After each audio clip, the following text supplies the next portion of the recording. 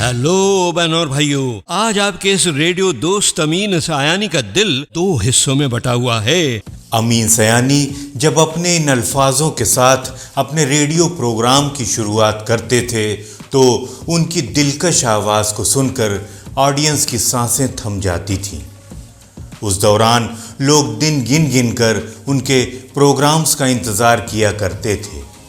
आवाज़ के इस जादूगर अमीन सयानी का बीते 21 फरवरी को 91 साल की उम्र में मुंबई के HN रिलायंस अस्पताल में इंतकाल हो गया।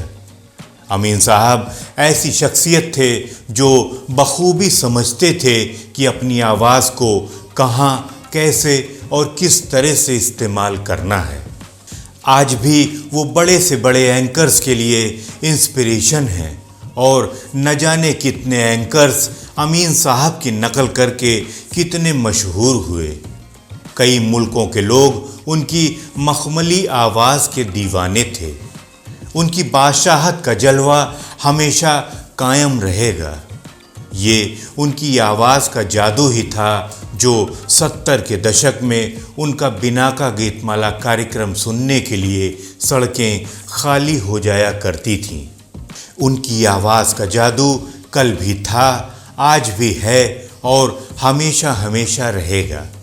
लेकिन आवाज़ के इस जादूगर अमीन सयानी का आवाज़ के दूसरे जादूगर किशोर कुमार के साथ दोस्ताना रिश्ता होने के बावजूद किसी बात पर दोनों के बीच तल्खी आ गई थी।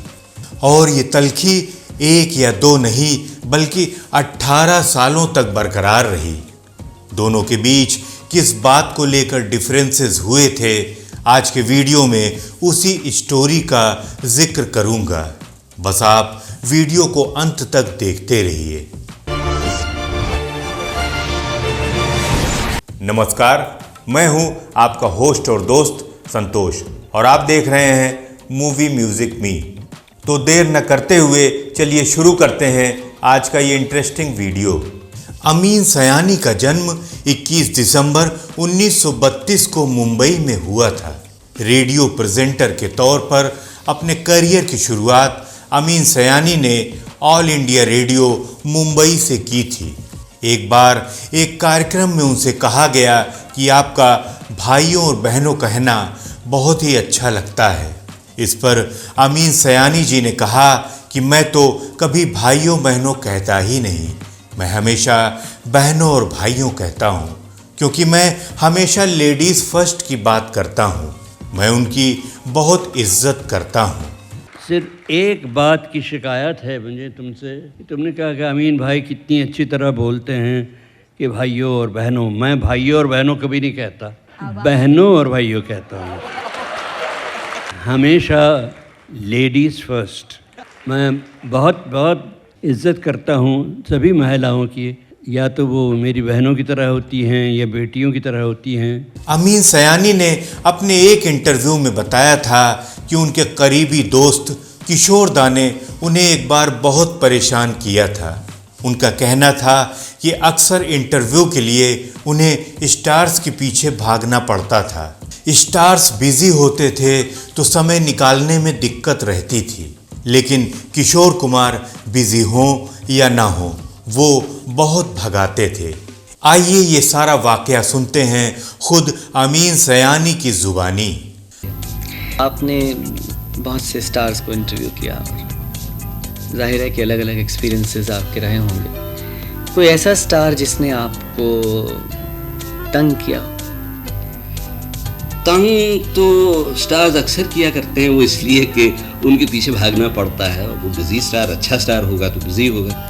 और हमारी फिल्म इंडस्ट्री में अगर जो स्टार बहुत बिजी हो जाता है, बहुत पॉपुलर हो जाता है, वो कई फिल्में एक साथ शूटिंग उसकी चलती है, तो उसको किसी इंटरव्यू के लिए अगर पकड़ना है, ख़ासतौर पर घर जाकर पकड़ना है, तो बहुत मुश्किल होती है जी। लेकिन हाँ, एक सितारे ऐसे हैं जो बिजी हों चाहे न हों बहुत भगाते हैं। कौन? और वो हैं मेरे बहुत अच्छे बड़े प्यारे दोस्त किशोर कुमार। उनका एक किस्सा सुनाता हूँ आपको। गीतमाला का जिक्र मैंने किया था प्रोग्राम के शुरू में। कई लोग आपके जो दर्शक हैं, मैं श्रोता कहता रहता हूँ, तो दर्शक जो आपके हैं वो रेडियो पर सुन चुके हैं हमारा प्रोग्राम। तो उस प्रोग्राम में एक ज़माना था कि हर साल के आखिर में जब एनुअल प्रोग्राम होता था तो उसमें हम कुछ सितारों को या गायकों को या म्यूज़िक डायरेक्टरों को बुलाया करते थे या लिरिक राइटरों को। उस साल बारी थी गायकों की, तो साहब हमने इंटरव्यू किया लता मंगेशकर को, मोहम्मद रफ़ी साहब को, मुकेश भाई को, आशा जी को और तलत महमूद, हेमंत कुमार, ये सब आए, सब बोल गए। गीता जी आई थी, गीता दत्त। उस साल टॉप पर गाना था चोटी पर किशोर दा का। अब किशोर से बड़ी मेरी पुरानी दोस्ती थी कॉलेज के ज़माने से। हम यानी काफ़ी बेतकल्लुफ़ी थी, घर जाया करते थे उनके, हम वो कभी कभी आ भी जाया करते थे। तो मैंने फ़ोन किया, उनको कहा कि किशोर दा हमारे एनुअल प्रोग्राम के लिए आपको बोलना है। कहने लगे नहीं मैं तो नहीं बोलता। हर 4-5 बार उनको फ़ोन किया, मनाया, कहने लगा अच्छा फुला दिन तुम आ जाओ टेप रिकॉर्डर लेकर फुला स्टूडियो में। अब अंधेरी में स्टूडियो, मैं रहता हूँ केम्स कॉर्नर पर जी। मेरा दफ्तर है वहाँ कुलाबा में। अब कुलाबा में गया, एक बड़ा सा उस ज़माने में काफ़ी भारी भारी टेप रिकॉर्डर्स होते थे, वो लिया मैंने, खुद ही उठाया, उसको टैक्सी में रखा, अंधेरी कुलाबा से पहुँचा मैं। और वहाँ जो पहुँचा तो स्टूडियो के गेट पर उस फिल्म के प्रोड्यूसर, जिस फिल्म की शूटिंग हो रही थी उसके प्रोड्यूसर खड़े थे। कहने लगे कि अमीन भाई बात यह है कि किशोर दा ने कहा है कि वो स्टूडियो में तभी आएंगे जब अमीन भाई जो हैं वो आकर चले जाएंगे। मुझे बड़ा गुस्सा आया सर, मैंने कहा साहब इतनी अच्छी दोस्ती और मुझे टरका रहे हैं। तो मुझे इतना बुरा लगा कि उसके बाद 18 साल तक मैंने उनको न फ़ोन किया, न बातचीत की, न कभी उनको बुलाया। उसके बाद क्या हुआ कि एक बार वो फिल्म बनाने लगे थे, तो एक फिल्म उनकी आई जिसके लिए वो इंटरव्यू खुद देना चाहते थे रेडियो पर।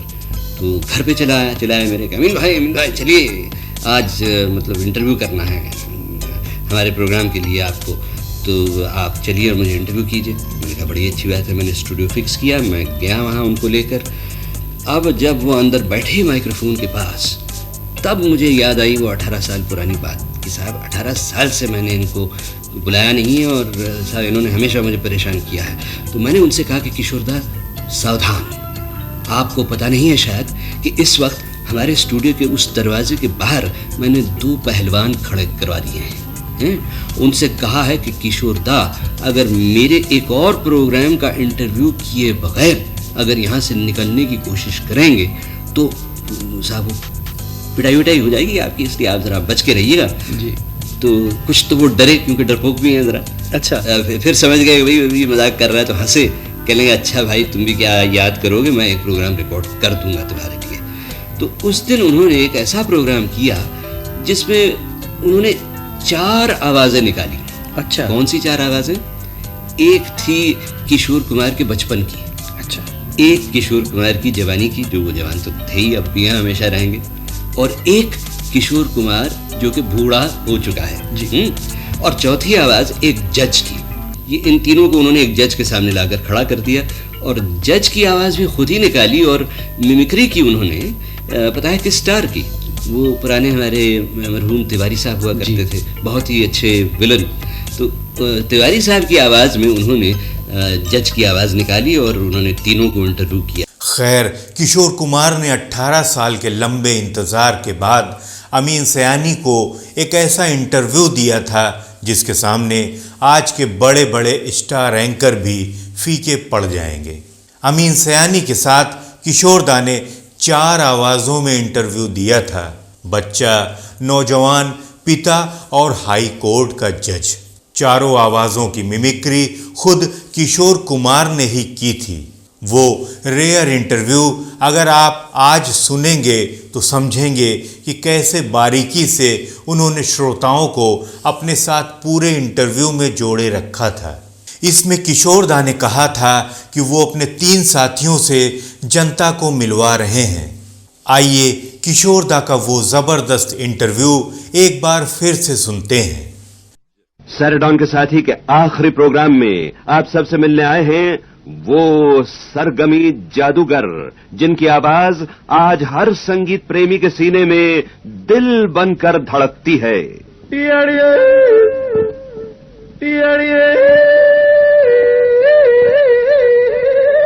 सुना आपने बहनों और भाइयों, वो आ गए जिसका इंतजार था, वो आ गए। और ये हैं आपके मेरे हम सबके फेवरेट गायक किशोर कुमार। अमीन भाई, हाँ जी। जो तुमने मेरे बारे में कहा वो मैंने सुना। अच्छा, और जो कुछ भी कहा वो काफी से ज्यादा कहा। मतलब ये दादा कि आप बाहर खड़े खड़े वो सब कुछ सुन रहे थे जो मैं कह रहा था? अरे भाई, सुन भी रहा था और बोर भी हो रहा था। ओहो। अमीन भाई, तुम बहुत बहुत बहुत बोर करने लगे हो। अरे किशोरदा, भला इसी में है कि तुम चुप हो जाओ और मैं सबको बोर करूं। कैसी बात कर रहे हैं आप किशोरदा? आप कहाँ बोर करेंगे? देखिए, आप जो भी कहेंगे लोग बहुत मजा लेकर सुनेंगे। और इतने अरसे से मैं इंतजार कर रहा था आपका कि आप हमारे प्रोग्राम में आए। हाँ, वो तो है भी। अच्छा, तो फिर सुनो। सुनाइए।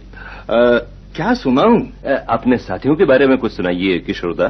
साथियों के बारे में? अरे अमीन भाई, इस कारोबारी दुनिया में कौन किसका साथी है? जैसा कि मेरे गुरु सैगल साहब का गीत है ना, वो क्या याद आता है? कौन सा?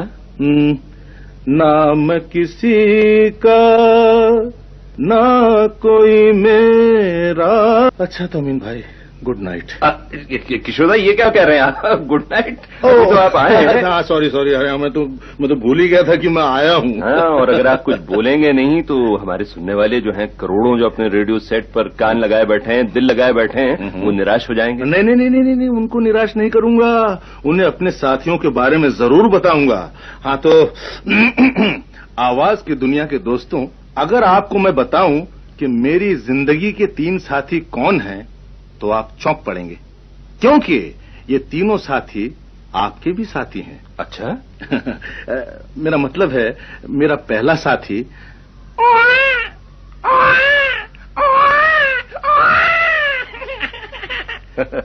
बचपन। समझ गए ना? बिल्कुल।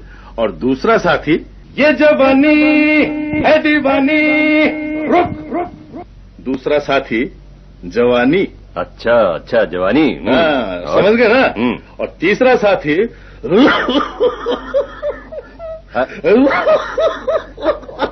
क्या हो गया किशोरदा? पानी मंगाता हूँ। पानी, मेरा मतलब है मेरा तीसरा साथी है बुढ़ापा। वाह वाह वाह, यानी बचपन, जवानी और बुढ़ापा। वाह किशोरदा, बड़े अच्छे साथी चुने आपने। तो मिलवाइए हमें इनसे। अरे, मगर कैसे मिलाऊं? मेरा ख्याल है एक आइडिया आया। अच्छा? आइडिया, मैं खुद ही इन तीनों साथियों से बातें करता हूँ। वाह वाह, वेरी गुड किशोरदा, वेरी गुड। क्या वेरी गुड? मुझे बेवकूफ समझ लिया है? क्यों? कहीं मुझे अपने आप से बातें करते हुए सुनकर लोग ये तो नहीं समझेंगे कि मैं पागल हो गया हूँ, जैसा कि मेरे बारे में दुनिया के साहब का ही गाना सुना। तो मैं एक साथ सैगल साहब के 5 गाने चुनाऊंगा। बाबा निकालो 5 रुपए। अरे बाप रे, निकालो ना 5 रुपए एडवांस।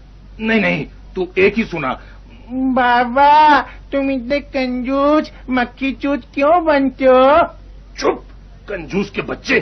सुनाता है या नहीं? सुना, एक गाना अशोक का और फिर एक गाना सैगल का, और फिर जल्दी से फूट। अच्छा, हाँ तो अभी चुनो अशोक कुमार का गाना, फिल्म किस्मत का। धीले धीले आए बादल दिले, मेरा बुलबुल छोला। निकाली चवन्नी। ये ले। ला, अभी मैं आपको सैगल साहब का गाना सुनाऊंगा, मेरे गुरु जी का। बहुत अच्छे। तो अमीन भाई, ये था मेरा पहला साथी बचपन। क्या दिन थे वो भी।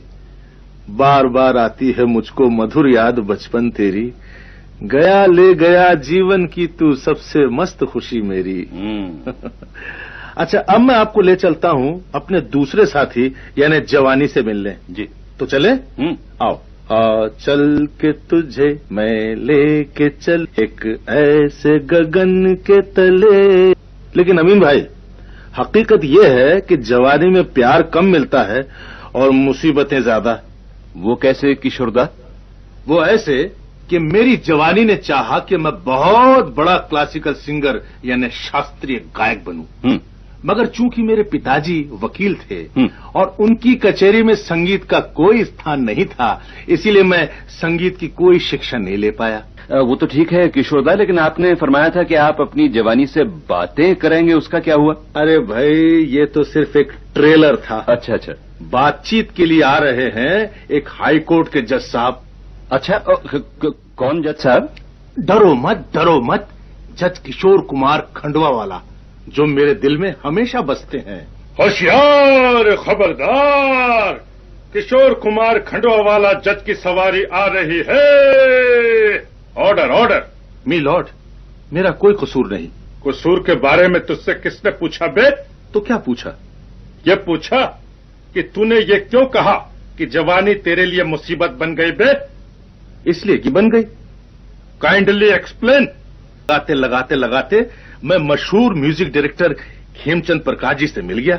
खेमचंद प्रकाश, अच्छा, उन्होंने तेरी आवाज सुनी और फिल्म जिद्दी में एक गाना भी गवाया, मरने की दुआएं क्यों मांगू। ऑर्डर, गाना बंद। ये महफिल नहीं, कचहरी है, कचहरी। Sorry my Lord. ये बता कि खेमचंद प्रकाश के अलावा तूने किस किस म्यूजिक डायरेक्टर को चक्कर दिया? चक्कर? क्या कह रहे हैं जज साहब? आपका भेजा तो ठिकाने है। बको मत। माफ करना जज साहब, मैंने किसी म्यूजिक डायरेक्टर को चक्कर नहीं दिया, बल्कि उनके चक्कर में पड़कर मेरा भाग्य चक्र चल पड़ा। ये म्यूजिक डायरेक्टर थे श्री अनिल विश्वास। मोहब्बत की बसती बसाएंगे हम। और दूसरे थे SD बर्मन। जीवन के सफर में राही मिलते हैं बिछड़ जाने को, मगर फिर लेते।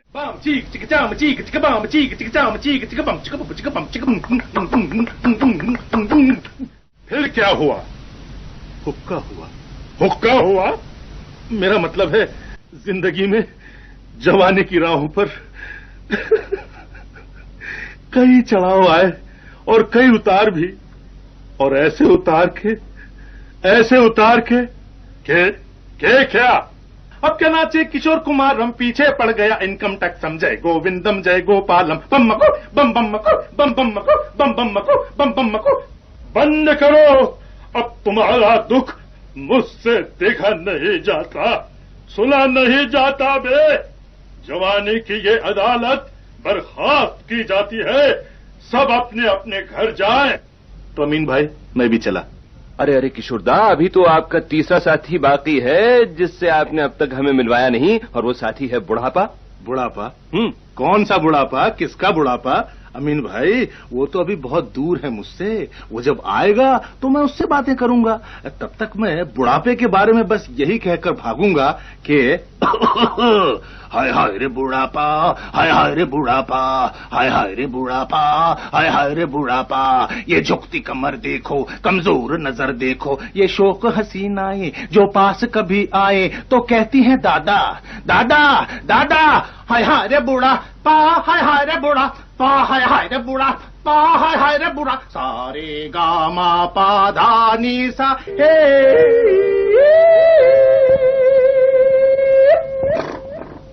वाह वाह वाह वाह भाई, कितने खुशनसीब हैं हम कि आज रेडियो के इतिहास में पहली बार हमने खुद किशोर कुमार से बातचीत की। अमीन सयानी रेडियो के सुपरस्टार थे, भारत के पॉपुलर अनाउंसर रहे थे और उन्हें बिना का गीतमाला प्रोग्राम से ही पॉपुलैरिटी मिली थी। ये प्रोग्राम रेडियो सिलोन पर आया करता था। उनका बहनों और भाइयों कहने का अंदाज काफी पॉपुलर था। अमीन सयानी के नाम पर 54,000 से ज्यादा रेडियो कार्यक्रम प्रोड्यूस और वॉइस ओवर करने का रिकॉर्ड दर्ज है। करीब 19,000 जिंगल्स में आवाज देने के लिए भी अमीन सयानी का नाम लिम्का बुक ऑफ रिकॉर्ड्स में दर्ज है। बिना का गीतमाला में किसी फिल्म का गाना बजना न सिर्फ फिल्म की सफलता की गारंटी मानी जाती थी, बल्कि गायकों के लिए भी ये बहुत बड़ी बात मानी जाती थी। भारतीय रेडियो के grand old man Amin Sayani ने 91 साल की उम्र में हम सबको भले ही अलविदा कह दिया हो, लेकिन जब तक सिनेमा और गाने चलते रहेंगे तब तक अमीन सयानी जी का वजूद हमारे दिलों में बरकरार रहेगा। अपने चैनल और आप सबकी ओर से मैं अमीन सयानी जी को अपनी विनम्र श्रद्धांजलि अर्पित करता हूँ।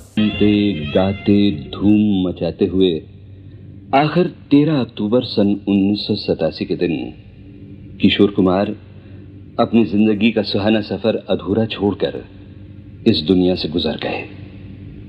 मौत आनी थी सो आ गई, लेकिन कुछ लोग ऐसे होते हैं जो जाकर भी जाते नहीं हैं। उनकी कला, उनका काम उन्हें अमर बना देता है। ऐसे ही शख्स थे किशोर कुमार, सबसे निराले, सबसे अनोखे, बड़े ही बहुरंगी। क्या क्या वो नहीं थे।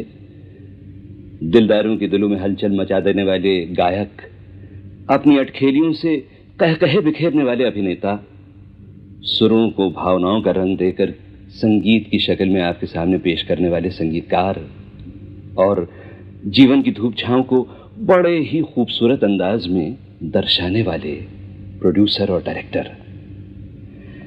लेकिन किशोर कुमार इन सब के अलावा और भी बहुत कुछ थे। उनके जीवन में कुछ ऐसे अंधेरे और उजाले थे जो सिर्फ वही देख पाए जो उनके करीब आए और उनके करीब रहे। तो ऐसे ही कुछ बड़े ही जाने पहचाने लोगों की यादों की कलियों को चुन चुनकर और उन्हें किशोर कुमार की अनमोल कला की झलकियों में पिरोकर हम आपके लिए लाए हैं ये तोहफा। इसे देखकर और सुनकर शायद आपको महसूस होगा कि किशोर कुमार थे नहीं, किशोर कुमार हैं और हमेशा हमेशा रहेंगे हमारी यादों में, हमारे दिलों में। आपका इस कहानी के बारे में क्या ओपिनियन है मुझे कमेंट बॉक्स में जरूर बताइएगा। आज का ये वीडियो आपको कैसा लगा? अगर अच्छा लगा हो तो वीडियो को लाइक जरूर कीजिएगा। चैनल को अगर अभी तक सब्सक्राइब न किया हो तो सब्सक्राइब करके ऑल नोटिफिकेशन बेल को प्रेस कर दीजिए। तो मिलते हैं नेक्स्ट वीडियो में किसी और नए किस्से के साथ। तब तक के लिए नमस्कार।